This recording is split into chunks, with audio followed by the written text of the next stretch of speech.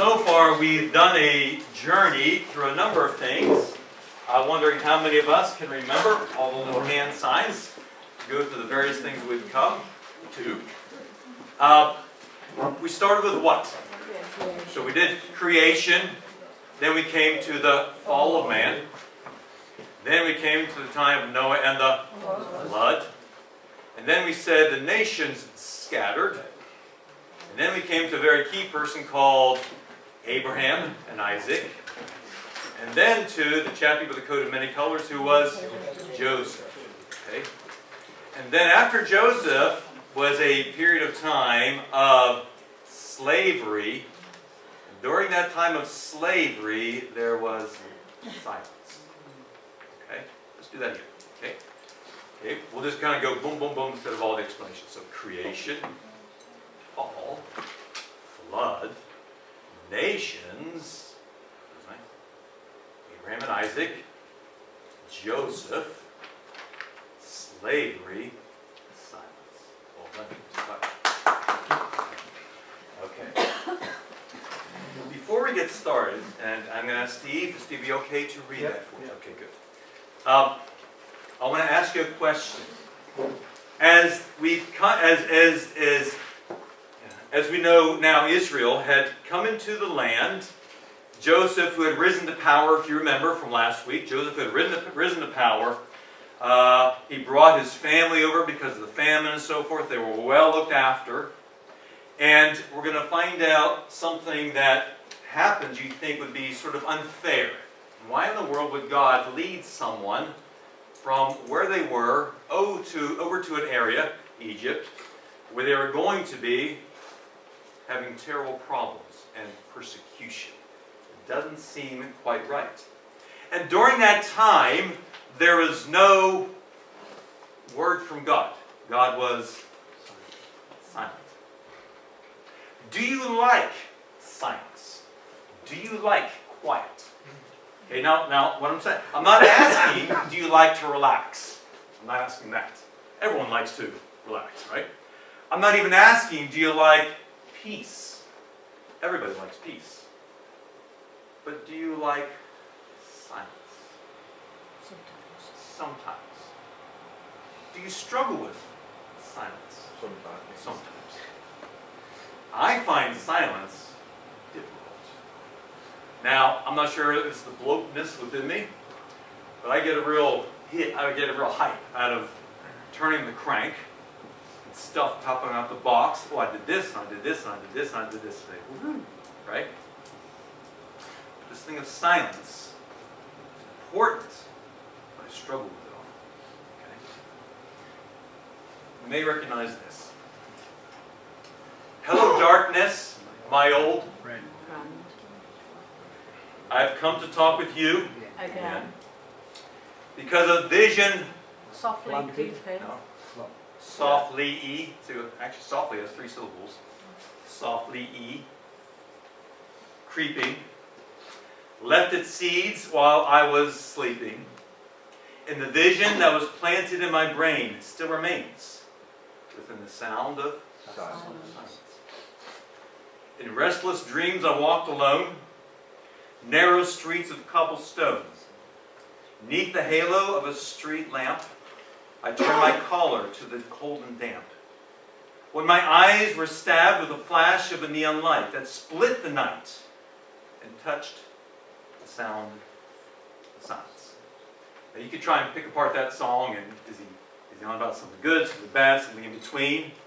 But I do find that a lot of people struggle with silence. And I think it's even become a bigger problem today because we have stuff all around us. Now, how many of us remember when these things weren't around? Yeah? How many of us have them Velcroed to our hip? That's good. I mean, it's a great tool. I would really admit, a great tool. However, it can be an absolute anchor if we allow it to be. Yeah, a chain, ball and chain. It can be. Because if we're all the time, the minute it dings, I got to quickly see who messaged me or what's happening and all this kind of stuff. that were filled with information, filled with noise all around us. And I wonder if in 2019 that we have lost something that we need to somehow recoup and regain to be able to learn the value of silence. So Steve's going to come on and read. Can I read from here? You can if it's a bit of straight, absolutely. Yeah, okay, thank you. Exodus chapter 1, verses 8 through 14, please.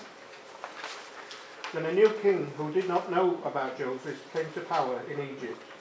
Look, he said to the people, the Israelites have become too numerous for us.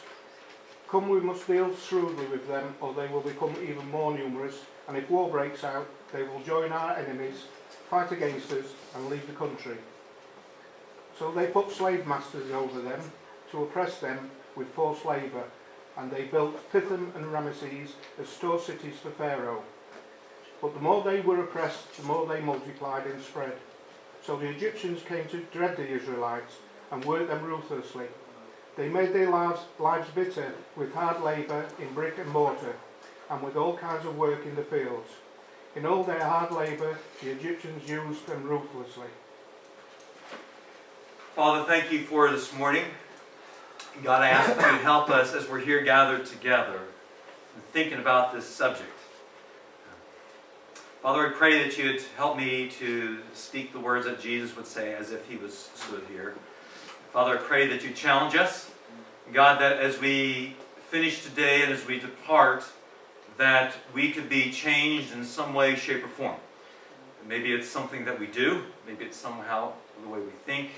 Or maybe somehow the way we feel. But Father, we pray that you would change us. Because if there is no change, then the hour would have been not as greatly used as we could have. Father, we ask for your strength in Jesus' name. Amen. Do you see what I mean when I said that we could really say, God, why in the world would you allow, as Joseph's family had moved to Egypt, not too many years, by this is a big point of debate, it's probably around 200 odd years that from the time they were in slavery. Why in the world would God, if he knew that was going to happen, why would God not keep them away from Egypt? Because they're going to come to all this period of suffering. Ever stopped and thought about that? Why in the world would God allow such a thing? And this is going to be something that we're going to think about just a little bit today. First of all, we need to think about, okay, Chase, you're going to have to be jumping on the spot, okay? So, first of all, I want to think today about this thing of the sound of silence. First of all, we've got to realize, number one, that silence happens. It does happen. We may like it, we may not. As a matter of fact, Chase, that really doesn't matter whether we like it or not. Silence happens. And there's all sorts of silence that is out there, by the way. All sorts. As a matter of fact, we've got, I went on and I found a few, and I kind of remembered a few little phrases that we maybe have as little phrases or sayings about this thing of silence. So we're going to do a little quiz, okay? Everybody ready? Okay, Pete should be in this, okay? So, if I'm going to give you sort of most of the phrase, I'll give you the beginning letter, and you can come up with the word, right? So the first one was, a blank silence. The word starts with D. Deafening. Oh, there we go. A deafening silence. Isn't that a strange phrase? A deafening silence. You can sit and talk about that one for a long time. What does that mean, a deafening silence? How about this one? Silence is blank. Oh. There we go. Now, I didn't know there was actually another part to it. I didn't realize this. You want to know the whole thing? The whole phrase is, speech is silver, but silence is gold. But now put it in perspective. How about this one? The silent blank. Starts with T. Go on, Ronna. Tongue? No? Teachers. I think she... What? Teachers. Nope. Nope. The silent... When you think about relationships, this can happen sometimes. Trial? Well, nope. Treatment. There we go. The silent treatment. Does anyone have I'm not going to ask for hands on this one. Just think, okay, has anyone received the silent treatment, or has anyone given the silent treatment? No, we won't even give it, okay? The silent treatment. All right, and Craig's not allowed to answer this one. Craig's not allowed to answer this one. You have the right to blank silent. There we go. You have the right to remain silent. How about this one? The silent blank beginning with M. This is not so popular, this one.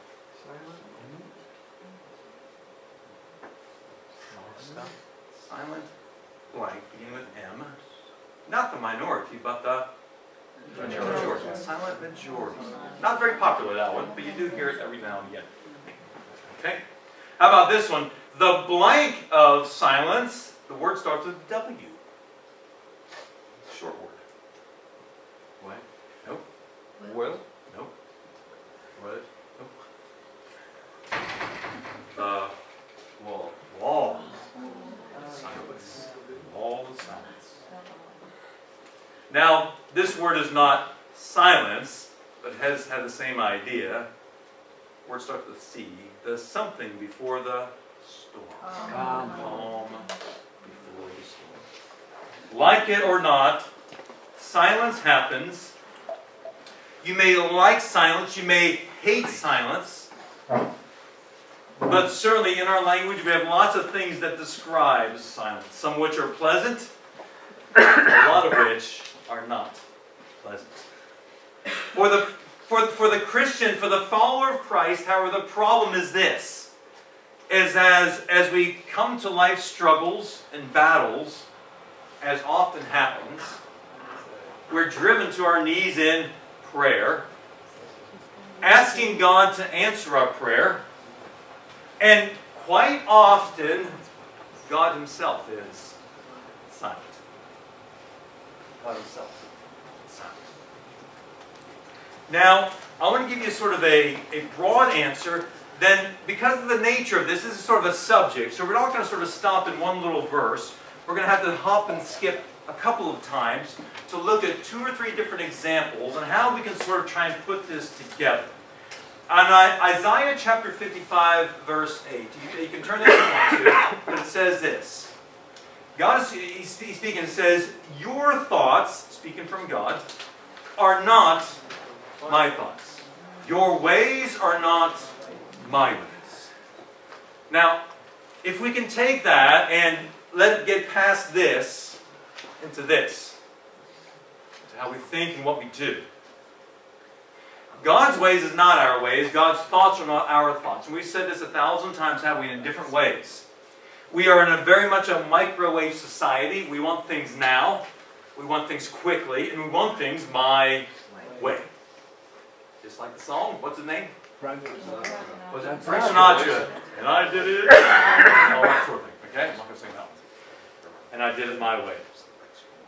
However, God says He's got a plan and a purpose. And, this is part of the whole issue with Job that we've been looking at and starting to get into on a Sunday night.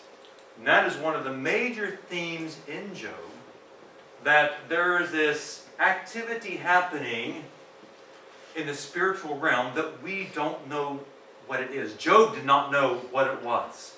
But there's activity happening, and for the longest time, we're going to come to this, but Job has been asking God, why are you so silent? Where are you? And this is the problem for the believer. Silence can be like the loudest thing. Yeah, that's true. But the problem is shown is that when we're often in such a turmoil, a struggle, and we're searching for an answer, and we, as a believer, as a Christian, we want to hear from God, and it seems like there's nothing, and that's the struggle. That's the battle. So first of all, we're going to look at a few different examples. First of all, there's the Jews in Egypt, that which Steve just got done reading. The Jews are in Egypt. And quite probably from the time that of when they had gotten there to the time that they had left is probably right around 200 years. Now that's a long time. The problem is we read it in about 12 seconds without realizing 200 years is a very, very long time. Right? And we struggle over that. And how many generations of the Jews who were brought into slavery, were forced to do work that they didn't want to do for the profit of Pharaoh, and they cried out to God, God, you said you would be with us. Where are you now? Why, my family is under persecution. Our nation is under persecution. We're not even in an area that you said that we would be, and here we are, and the only thing we are is puppets and slaves for a foreign nation. And how many Jews were born, grew up, and died without hearing anything from God? At least 3 or 4 generations. At least. And this is the problem. This is the problem. And they were saying, God, where are you? You promised. You say you love us. Where's the proof? And how many of us in our lives, in our 70 years, give or take, maybe a bit more, we'll kind of go through and we'll struggle with things. And maybe it's family issues or financial issues or work issues or whatever it may be.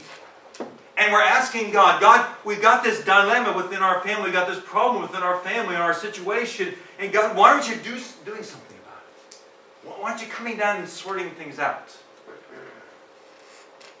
Now, I'm not saying that God is not going to. What I'm simply saying is that quite often, our time is different than God's time. And our ways is different than God's ways. And here's where, who said the word trust? Who said the word trust when we were asking about little testimonies? Was it somebody? Was it Allison? See, I'm coming to realize this thing of trust is far bigger than a 5-letter word. Okay? Far bigger than a 5-letter word. Because trust implies this. Trust says this. Trust says, God, you've got it. I don't. I'm human. I'm limited. I don't understand. God, you do understand. You're unlimited. So trust is a way to relax in the arms of the Father, Jesus, who loves us greatly.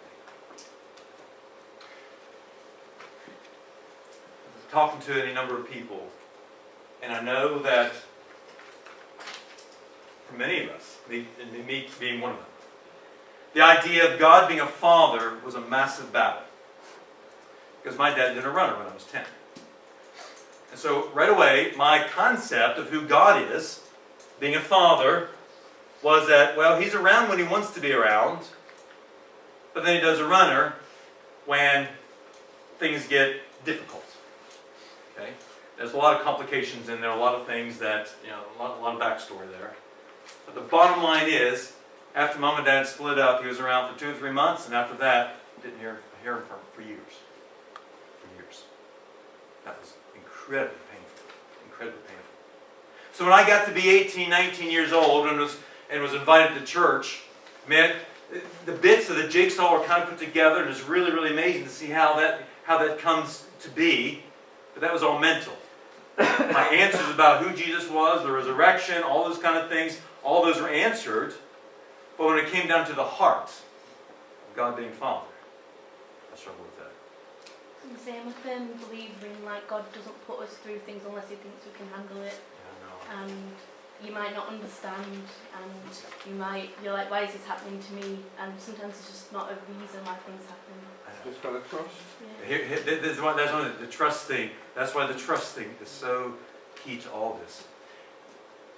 And as we said before, that in Romans 8 it says that God works all things for the good to them who are called, to them who love Him. It doesn't say all things are good.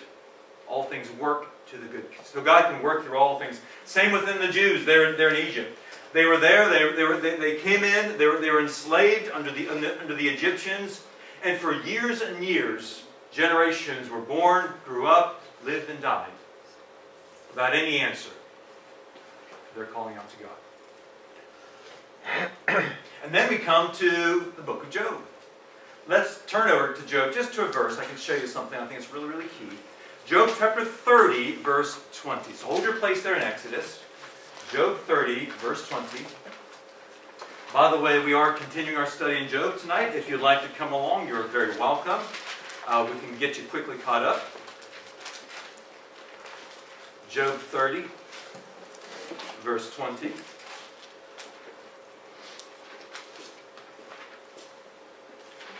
The first 2 or 3 chapters are all sort of the story, the narrative.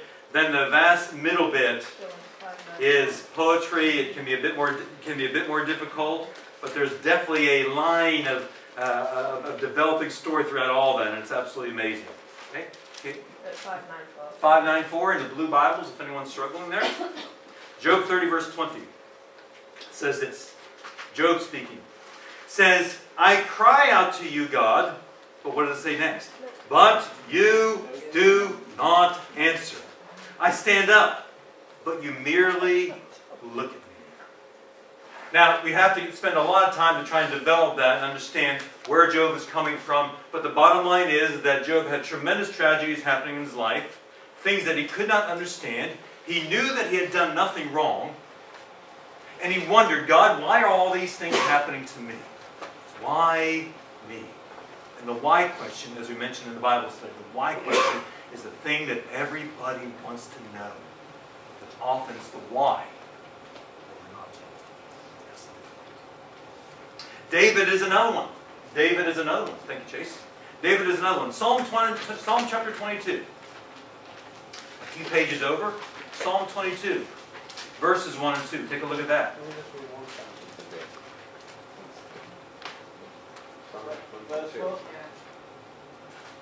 Psalm 22. Verses 1 and 2. Just the first couple of verses. We could read through more of this, but for time we're not going to. Look what it says. Now, Psalm 22 does look forward to the cross. It's amazing how that this is, you would call this a messianic psalm. The idea is that these are some of the things that actually Jesus said while he was on the cross. And it's taken sort of a double meaning here. So Psalm 22, verse 1 and 2, look at what David said. He says, my God, why have you forsaken me? Why are you so far from saving me, so far from my cries of anguish? My God, I cry out by day, but you do not answer. By night, I find no rest. For probably about 10 years now, I think Dorian and Allison and I get together on a Monday, and we kind of work through a psalm, a time that we're able to get together. It's not been 10 years, by the way, but it's probably been 2 or 3. And what's amazing is that the number of times we read David, who is the author of most of the Psalms, they would say, God, where are you? And often he's running away because Saul, remember Saul, was chasing him, going through all kinds of problems. David was wondering, God, where are you? And what are these problems? And we see here in Psalm 22, he says these exact same things. God, why have you forsaken me? Why? The answer, the question, why? Now, oddly enough, we're going to come to this very, very soon. But if we're going to take the clock forward hundreds of years to that place in Jerusalem where there's a crowd gathered, people shouting, crucify him, crucify him. And they take Jesus and they force him to carry the cross up the mountain. And they take Jesus and they nail him to that cross. And as he was there going through all the different sayings, all the different things that happens, and then one of the very last things that Jesus says, he quotes that from Psalm 22. He says, my God, why have you forsaken me? There's incredible power in that, by the way. In a way that I don't understand, and I don't think anyone can really understand.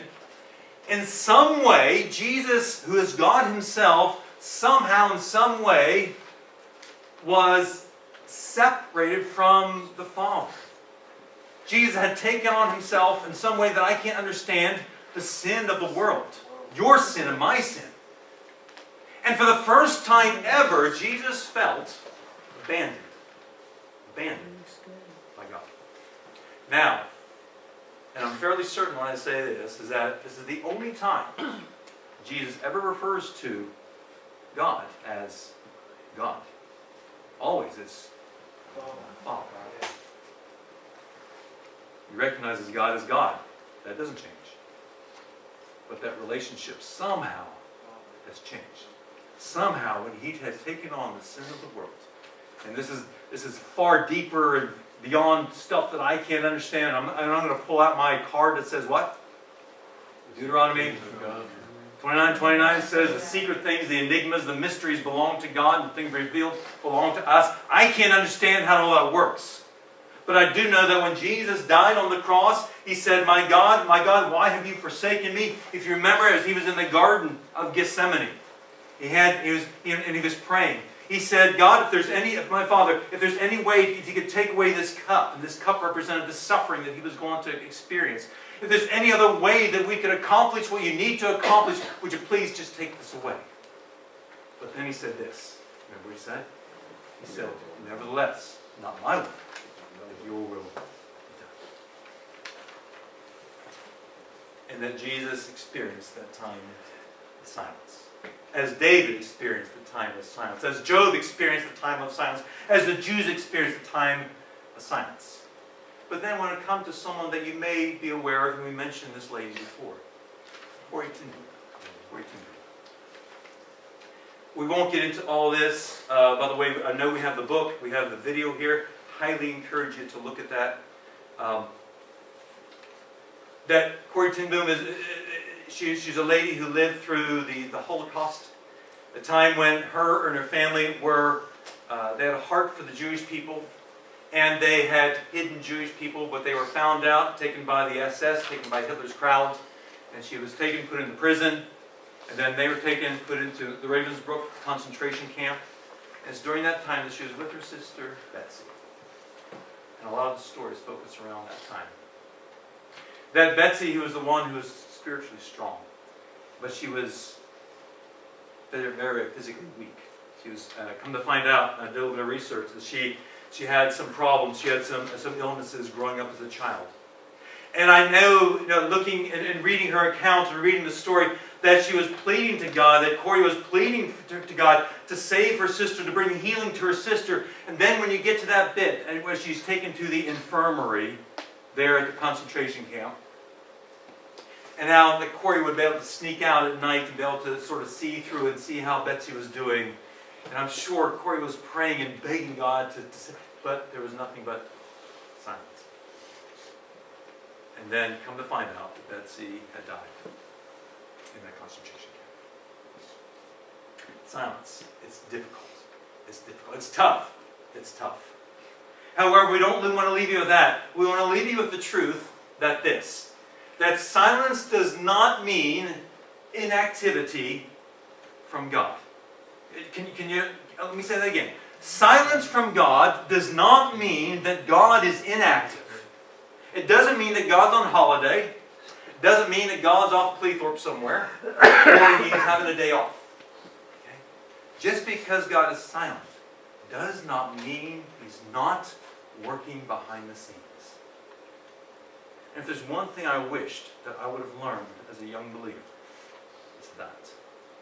It's taken me a long time to try and get my head around that. And still I struggle. Still I struggle.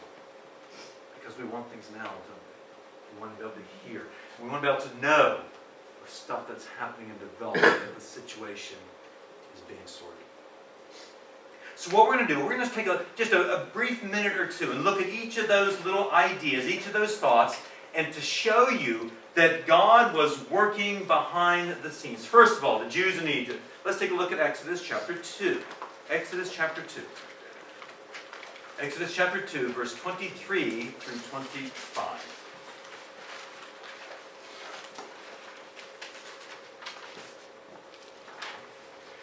I was going to read the whole account there of Moses there on the mountain, Charlton Heston and all that sort of thing, but we're not going to do that because of time, because it's a fairly long account. There's a brief version right here in Exodus chapter 2, verse 23 through 25. It says this.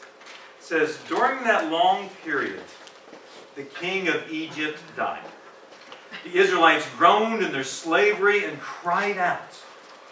and their cry for help because of their slavery went up to God. Let's read this together, please. Verse 24. God heard their groaning, and he remembered his covenant with Abraham, with Isaac, and with Jacob. So God looked on the Israelites and was concerned about them. Isn't that great? Isn't that great? I want us to notice some incredibly important truths. First of all, God knew. God knew. Chase. God knew. The Bible says here that as they cried out, obviously God knew all what was happening anyway. But the Bible says that Israel groaned in their slavery, and they cried out, and their cry for help because of their slavery went up to God, and God knew of their situation. He was aware of their circumstance because God is God. We've got a little word that we throw around. What is the word that says that God knows everything? He is on what? Remember? Omniscient. Omniscient. Okay? All means all, and omniscient being science. God knows everything. God is aware of everything. I mean, wherever your situation is right now, God knows. Okay? Is there somehow I can convince you of that? I mean, I don't know what medical situation you may be going through, financial situation, family situation, whatever it may be. But God knows. And that's okay. Is it a good thing that God knows, by the way? Is it a good thing God knows everything about us? Yeah, it is good. Okay? It is good. You may say, well, Eric, I'm not sure about everything. Okay, yeah, it is good. It is good. But here's what's even better. Here's what's even better. It says, God heard their groaning and remembered the covenant. And so God looked on the Israelites and was concerned about them. So not only does God know, God knew, but He cares as well. That God cares. God cares. And even when you don't feel like God cares, God cares. Right? And there's the problem. We allow our feelings to overcome what we know to be true. So we need to turn that around and say, okay, I may not feel like God cares, but because I see it right there, that God knew the situation with the Jews. He saw the dilemma, the problem, the slavery that they were in. God knew it, and He was concerned. He cares. And even though right now, it may seem like God is silent, can I tell you something that's true? God cares. And that's awfully important. That's awfully important. But not only that, but He was going to do something about it. That's amazing. He was going to do something about it. God said, I've got a plan. There's this chappie called, who? Moses. And he's going to do something that he shouldn't do. He's going to kill an Egyptian. And then he runs away. And over a period of time, God's going to get hold of him. As he looks up in the mountain and sees what? Sees a burning bush. He goes up out of curiosity. And the drama unfolds. Now, if you're God, would you choose that way? I don't know. Does it really matter? But the point is, God had a plan. He knew. He was concerned. He was going to do something about it. Here's the tough bit, though. Here's the tough bit. Did the Jews who were in Egypt, going through day by day of slavery, working out in the hot sun, 10, 12 hours a day, did they know anything about what was going on behind the scenes? Did they know anything about that God knew and He cares and He was going to do something about it? Did they know anything? That's the hard bit. They didn't know anything. They didn't know anything. They didn't know the timing. They didn't know even that God cared. And this is something that we must learn. They had no idea what God's plan was. Let's move over to Job now. Hold your place there. Go back to Job 38. A little bit of Bible exercise here. Job 38. Okay, someone could shout out the page, please, to get there. 602. 602, thank you. Job 38, 1 and 2. 601. 601, okay. Job 38, 1 and 2. Now, this is a problem for some people. I understand it. I understand it. This is a problem. Bezer said, there's lots of struggles as we get deeper into the Bible and understanding. Job 38, and this is now, had gone through all the times and all the struggles and all the conversations right to the end where things are now coming to a crescendo. The Bible says in Job 38, 1 and 2 says this. It says, then the Lord spoke to Job. For 35 chapters, Job has been saying this one thing. God, would you please just speak and let me know what in the world's going on here? And we're going to find out that in our study that Job wants to take God to court. He wants God to bring the evidence. And Job has been saying, God, when is it going to happen? When are you going to show up? When are we going to hear from you? Finally, Job 38.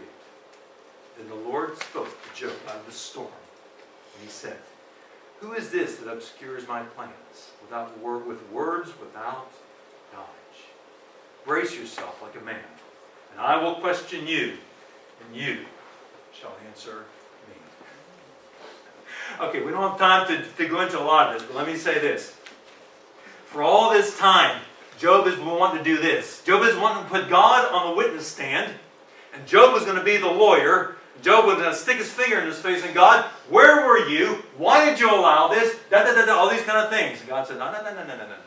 Job, you're going to be on the stand, and I'm going to ask you questions. And for the entire chapter, things like, Job, where were you when I set the foundations of the world? Were you there? And the obvious answer is no. So God was trying to get through to Job this. He said, Job, you know what? I understand that you've been through some incredibly painful things. But as you go through, we see that God knew everything that was said. He was right there. Hidden, but he was right there. I won't go further into that. But the important point is that God has always been there. Teaching Job about God's omnipotence, that he is all-powerful for all those times that Job had asked the question. How about let's now move on to David. In Psalm 22, David said, my God, why have you forsaken me? But, now I'm not sure about if the order of the Psalms that we have now in our Bible was the order that David wrote them. I don't know, but I find it interesting. But here's Psalm 22. It says, my God, why have you forsaken me? And then Psalm 23 follows right after. What does Psalm 23 say? The Lord is my shepherd, my shepherd. I shall not want. He makes me to lie down in green pastures. He leads me beside the still waters. Even though I walk through the darkest valley, I will fear no evil. For you are with me.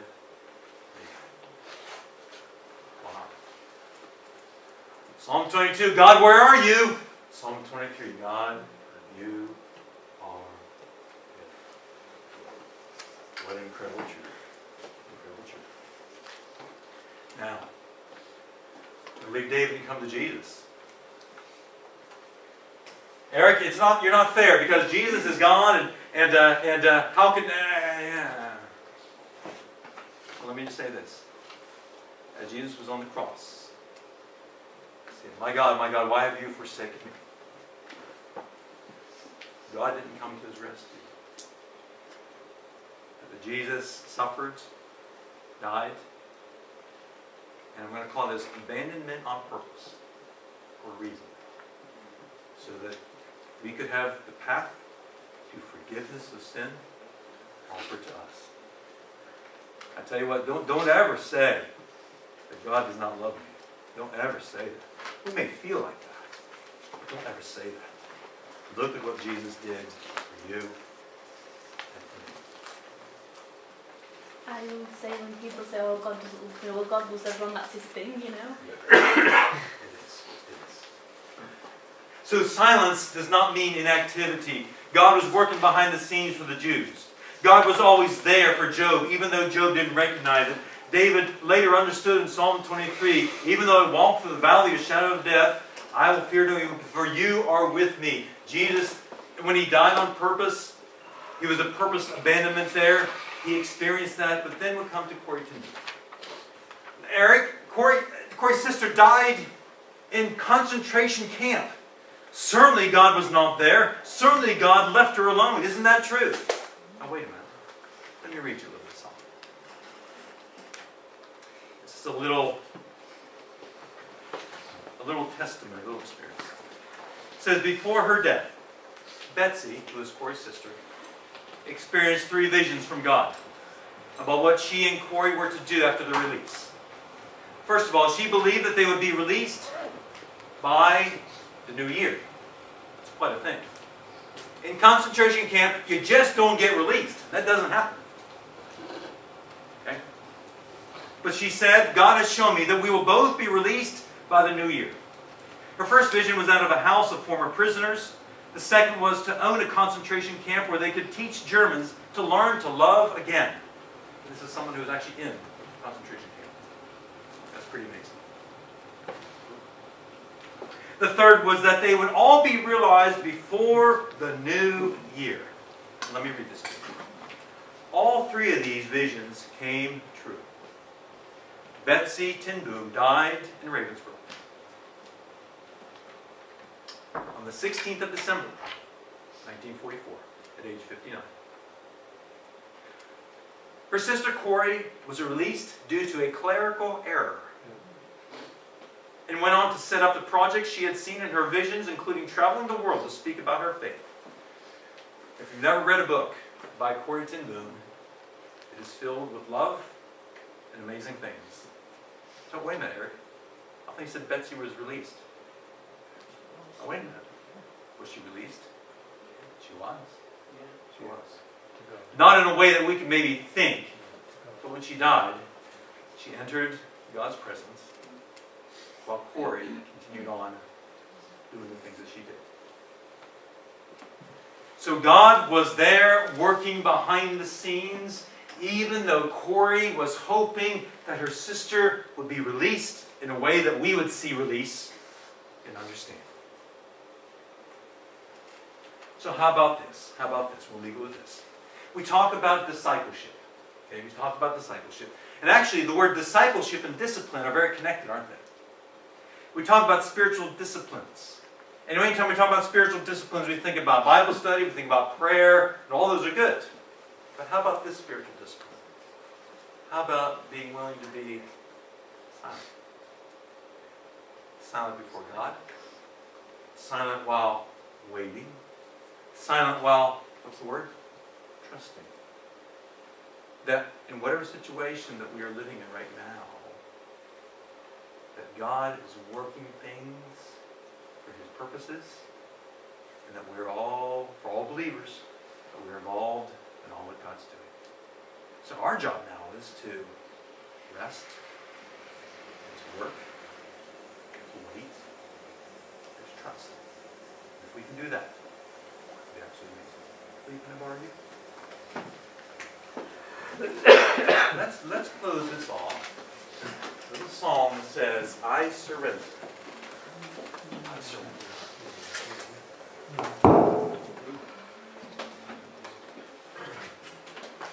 So I'm going to do this. So if you'd like to, once you stay seated, just stay seated. And I want you to ask yourself this question. As we've gone through this morning, what do I need to surrender to God? If you've gone through some anxiety right now for some reason,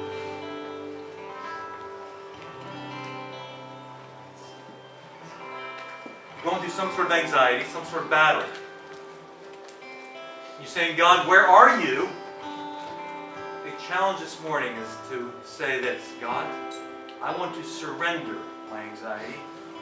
I want to surrender my need to know how, when, where, and why. And we just trust, God, that you've got it all in your hands.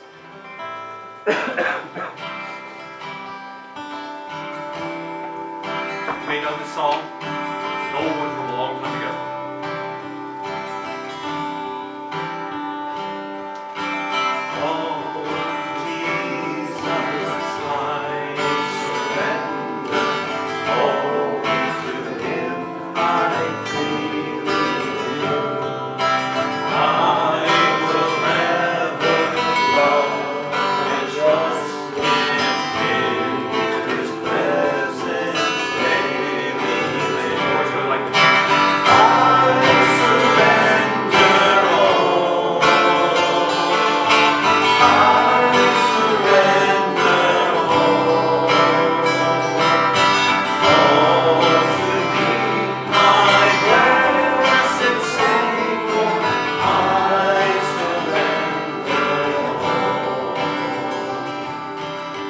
What I want you to do, just sing one more verse. Whatever your thing is that you're battling with, just imagine in your mind, you're going to take this thing and put it in a box. Take that box and you're going to put a lid on it. I want just you imagine in your mind that you're giving this box over to God. Because we're not designed to carry around these heavy boxes. Allow God to carry that box for you, and He'll sort it out. So the challenge is to surrender to God. All to Jesus I surrender. Humbly at His feet I bow. Worldly pleasures all forsaken, take me, Jesus, take me. Here we go. I surrender all. I surrender all. All to Thee, my blessed Savior, I surrender all. Father, in Jesus' name, God, I want to thank you for today. Lord, I pray that you'd help us, that this week will be a week of surrendering. That this week would be a week that you would bring things to our mind. Maybe it was nothing more than a song. Maybe it was this song. Maybe it was a little story. Maybe it was a verse. Maybe something throughout this morning that would cause us to stop and think. I don't want to carry my anxiety. I don't want to carry my worries. But God, I want to be able to surrender this over to you. Even though it seems you're silent right now. God, help me to trust that you are working, even though it's behind the scenes. Father, we're going to give all these things over to you. In your name we pray.